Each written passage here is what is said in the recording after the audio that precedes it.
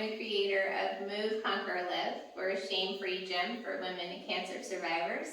And today I just wanted to share with you a warm-up for anyone who is dealing with lower extremity lymphedema.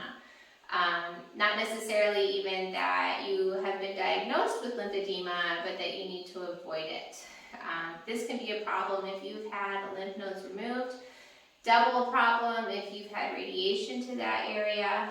Of course, if you've been diagnosed with lymphedema and you have been prescribed a sleeve, please wear it every single time. That is not negotiable. You need to wear that sleeve. Be sure that you drink plenty of water.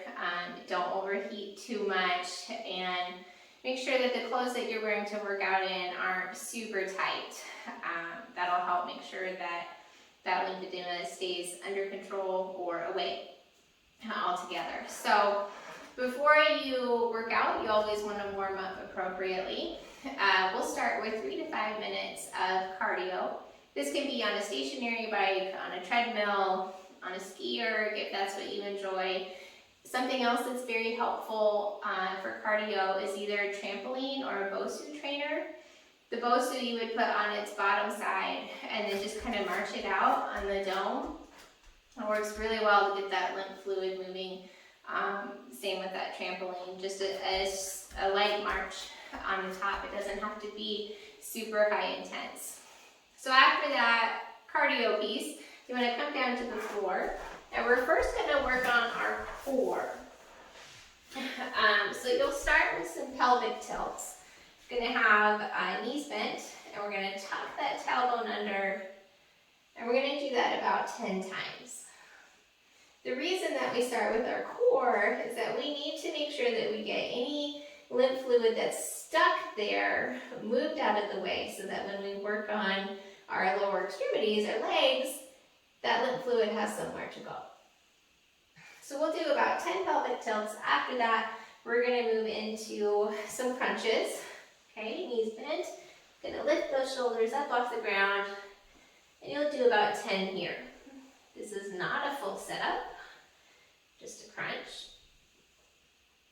If you've had any kind of reconstructive surgery or other surgery that makes it impossible to use your core or maybe difficult, you can also grab a chair and put a physio ball in your lap, and then put your arms on top and bear down this way.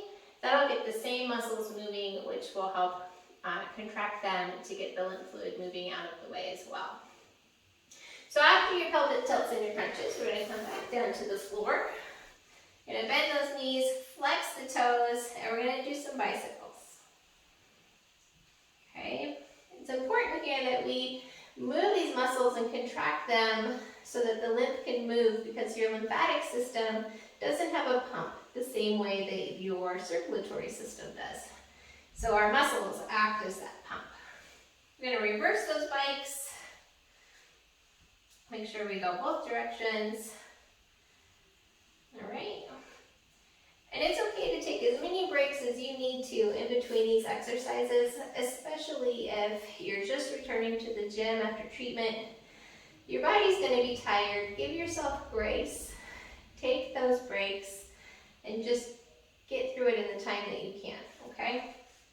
And so after the bicycles, we're going to extend those legs up. We're going to point our toes, and we're going to do just little circumduction. Little circles. These are going to originate from our hip joint. Okay, we're going to make sure we go both directions. We're, of course, going to make sure that we do both legs in both directions.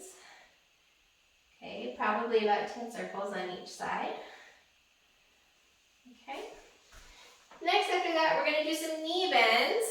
So we'll put our hands behind our knees here. Going to flex those toes. And just bend up and down.